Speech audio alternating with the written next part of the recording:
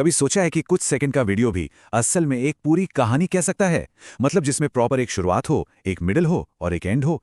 आज हम एक ऐसी छोटी सी मतलब एक माइक्रो स्टोरी की बनावट को समझेंगे और देखेंगे कि कैसे ये छोटी छोटी क्लिप्स भी हमें एक पूरे सफर पर ले जा सकती हैं।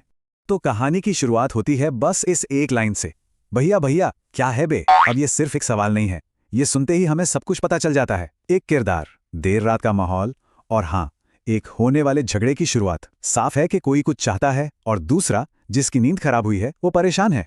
सीन सेट हो गया तो कहानी का सेटअप बिल्कुल तैयार है। देखिए, हर अच्छी कहानी एक किरदार से शुरू होती है जो कुछ चाहता है, और यहां देर रात की भूख ही वो चाहत है, वो लक्ष्य है। लेकिन जैसा कि हम सब जानते हैं, हर लक्ष्य के रास्ते में कोई ना कोई रुकावट तो होती ही है। और यहीं से कहानी का मेन कॉन्फ्लिक्ट मतलब कि असली टकराव शुरू होता है। एक तरफ रोशनी है जिसे बाहर का खाना चाहिए, लेकिन दूसरी तरफ उसका भाई है जो एक आसान सा समाधान देता है कि किचन में कुछ होगा। ये जो छोटी सी असहमति है ना, यही वो चिंगारी है जो पूरी कहानी को आगे लेकर जाएगी। तो टकराव तो सेट हो गया।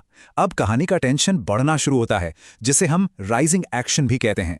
यहां पर दोनों किरदार अपनी प्रॉब्लम का हल निकालने के लिए नेगोशिएट करते हैं और धीरे धीरे बात बढ़ती जाती है। और ये जो बातचीत है, ये बहुत तेजी से आगे बढ़ती है। पहले मांग रखी जाती है, फिर साफ इनकार हो जाता है, फिर आती है एक धमकी, हल्ला करके पूरा गांव जगा देंगे। और बस भाई को हार माननी पड़ती है और खाने की खोज के लिए निकलना ही पड़ता है। देखिए कैसे कुछ ही पलों में बात कहां से कहां पहुंच गई। और फिर ये लाइन सुनने को मिलती है, ध्यान से जाइएगा कहीं रास्ते में भूत ना मिल जाए। ये लाइन बड़ी चालाकी से कहानी के अगले हिस्से की तरफ इशारा करती है, सुनने वालों के मन में एक उम्मीद जगा देती है। इसे फोरशैडोइंग कहते हैं, मतलब आने वाली घटनाओं का एक छोटा सा हिंट देना। अब आता है कहानी में एक मजेदार मोड़, एक ट्विस्ट। जब भाई बाहर गया हुआ है, तब बहन कहानी में एक नया शरारती एलिमेंट जोड़ने का फैसला करती है। और ठीक इसी पल इसे भूत बन के डराता हूं, मजा आएगा। कहानी खाने की एक मामूली सी खोज से एक प्रैंक में बदल जाती है।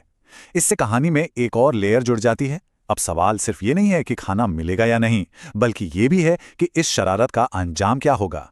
तो ये जो शरारत है, ये सिर्फ एक मजाक नहीं है, ये स्टोरी टेलिंग का एक बहुत पुराना और असरदार तरीका है। इसका इस्तेमाल कहानी में थोड़ा कियोस मतलब थोड़ी गड़बड़ी लाने, एक फनी सिचुएशन बनाने और किरदार के शरारती नेचर को दिखाने के लिए किया जाता है। और ये दर्शकों को बांधे रखने का एक बहुत ही मजेदार तरीका है। तो अब हम आते हैं कहानी के अंत पर, यानी कि इसके रेजोल्यूशन पर। लेकिन मजे की बात यह है कि कहानी उस प्रैंक को सॉल्व करके खत्म नहीं होती, बल्कि वो अपनी असली खोज के नतीजे पर फोकस करती है, जो हमारी सारी उम्मीदों पर पानी फेर देता है। तो सवाल यही उठता है, क्या खोज सफल हुई? फाइनल रिजल्ट जानने से पहले एक पल के लिए सोचिए कि कहानी का असली मकसद क्या था। क्या वो मिला जो चाहिए था? और ये रहा जवाब, सारा दुकान बंद हो गया था। यही पंचलाइन है। बंद दुकानों की ये मामूली सी हकीकत उस भूत वाली शरारत की हवा निकाल देती है, जिसके लिए इतनी तैयारी की गई थी, सब बेकार। और इसे ही कहते हैं एंटी क्लाइमैक्स। ये एक शानदार उदाहरण है। ये तब होता है जब किसी कहानी का अंत बहुत ही ज्यादा साधारण हो, उम्मीद के बिल्कुल उलट। इसका इस्तेमाल अक्सर कॉमेडी के लिए किया जाता है, क्योंकि ये एक बड़े ड्रामेटिक क्लाइमैक्स की उम्मीद को तोड़ देता है।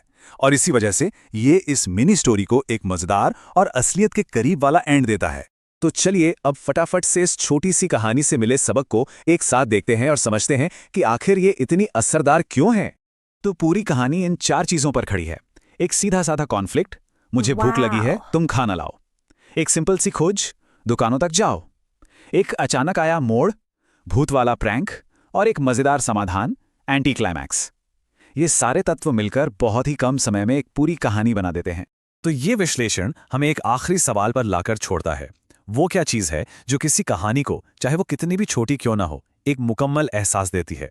अगली बार जब भी कोई छोटी वीडियो क्लिप देखें, तो उसमें कहानी की इन परतों को खोजने की कोशिश जरूर करें। आप हैरान